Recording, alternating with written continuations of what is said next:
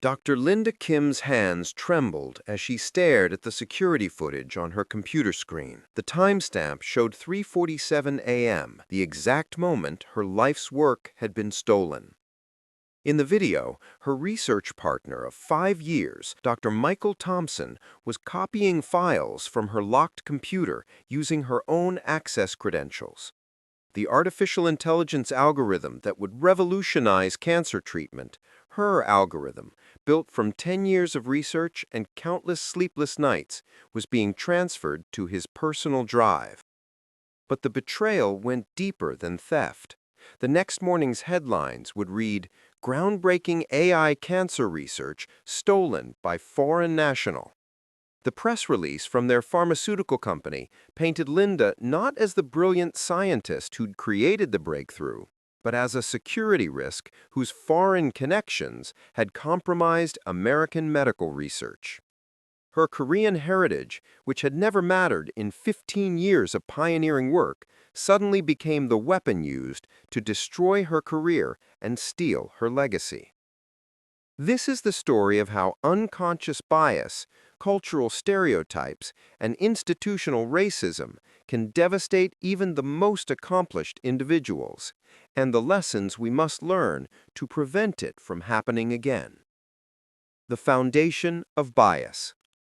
Dr. Linda Kim represented the American dream in its purest form.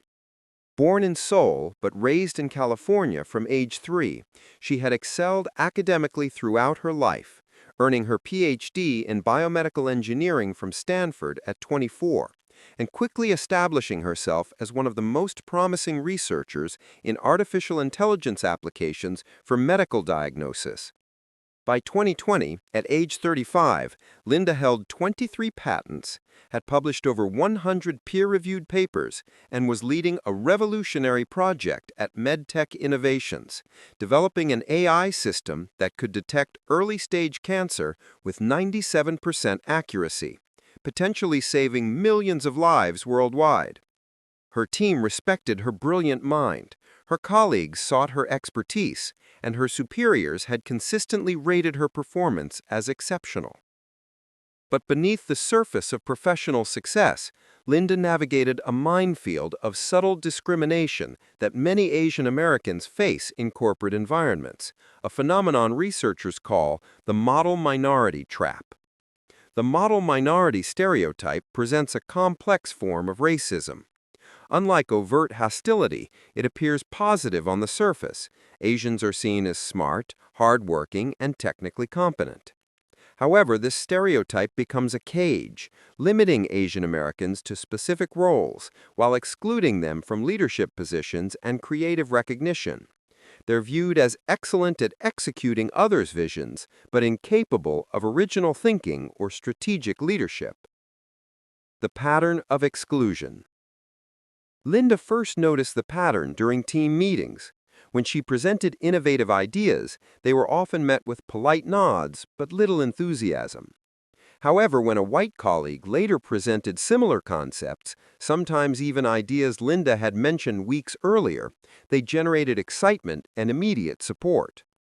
Dr. Sarah Martinez, a Latina colleague and Linda's closest friend at the company, observed this phenomenon repeatedly.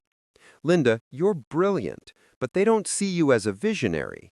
They see you as the person who can make other people's visions work," she once told her during a quiet conversation. This bias manifested in subtle but significant ways. Meeting dynamics. Linda's contributions were frequently interrupted or overlooked, while less qualified white male colleagues received uninterrupted attention. Research shows that Asian Americans speak 20% less in meetings than their white counterparts, not due to lack of ideas, but because their contributions are consistently devalued. Credit attribution. Linda's work was routinely attributed to team efforts or her supervisor's guidance, while her mistakes were seen as individual failures. This reflects the success is collective, failure is personal bias that particularly affects women of color in STEM fields. Leadership perception. Despite her technical brilliance, Linda was never considered for management roles. Feedback consistently praised her technical skills while describing her as not quite ready for strategic leadership. Code language that research shows disproportionately affects Asian American professionals. The theft and its aftermath. The cancer detection algorithm represented Linda's magnum opus, 5 years of intensive research combining machine learning, medical imaging analysis, and pattern recognition. She had worked 70-hour weeks, sacrificing personal relationships and health to perfect the system. The algorithm could analyze medical scans and detect cancer markers that human doctors missed, with accuracy rates that exceeded any existing technology. Dr. Michael Thompson, her assigned research partner, had joined the project 2 years earlier. While Linda developed the core algorithms and innovative approaches, Michael handled documentation and presentations to upper management. Their collaboration seemed successful, with Michael frequently praising Linda's technical brilliance in team settings. However, Michael was simultaneously building relationships with company executives, positioning himself as the project's strategic leader while portraying Linda as his talented but narrow technical assistant. In private conversations with leadership, Michael emphasized his role in guiding the project's direction and managing Linda's technical contributions. The theft occurred systematically over several months. Michael had gradually gained access to Linda's research files, claiming he needed them for progress reports and presentations. Linda, trusting her colleague and focused on the scientific work, shared access willingly. She never suspected that Michael was copying her research, patent applications, and algorithm designs. When the theft was discovered, the company's response revealed the full extent of institutional bias. Rather than investigating the actual thief, executives immediately questioned Linda's loyalty and security practices. Dr. Kim, we need to understand your connections to foreign research institutions. Have you shared any project information with contacts in Korea or China? The implication was clear.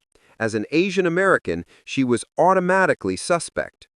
Despite 15 years of impeccable service, her ethnicity made her the primary suspect in her own victimization. The media narrative.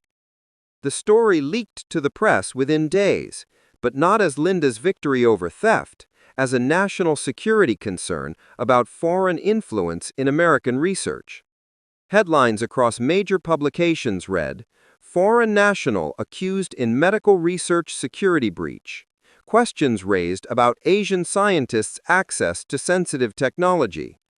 Immigration and innovation, when diversity becomes a security risk. None of the initial coverage mentioned that Linda was the algorithm's creator or that she was the theft victim.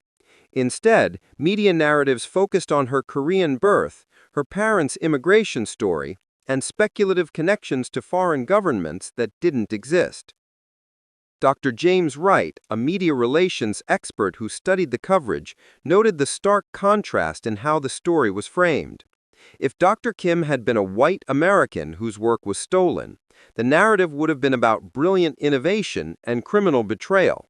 Instead, her ethnicity became the story's central focus, transforming her from victim to suspect. The coverage demonstrated several harmful media biases. Foreign threat framing. Linda's Korean heritage was emphasized in every article, despite her being American-raised and educated. This reflects the perpetual foreigner stereotype that treats Asian Americans as inherently foreign, regardless of their citizenship or cultural integration. Technical versus creative intelligence. Articles described Linda's role in technical terms while crediting Michael with strategic thinking and innovation. This reinforces stereotypes that limit Asian Americans to execution roles while denying their creative and leadership capabilities. Security paranoia. The coverage assumed Linda posed a security risk based solely on her ethnicity, reflecting broader anxieties about Asian Americans' loyalty that have persisted since the Chinese Exclusion Act of 1882. The institutional response. MedTech Innovation's handling of the situation revealed how institutional bias operates in corporate environments. Despite overwhelming evidence of Michael's theft, including security footage, file transfer logs, and timeline analysis, the company's investigation focused primarily on Linda's potential misconduct. The investigative process demonstrated several problematic patterns. Presumption of guilt. Linda was placed on administrative leave pending investigation, while Michael continued working normally.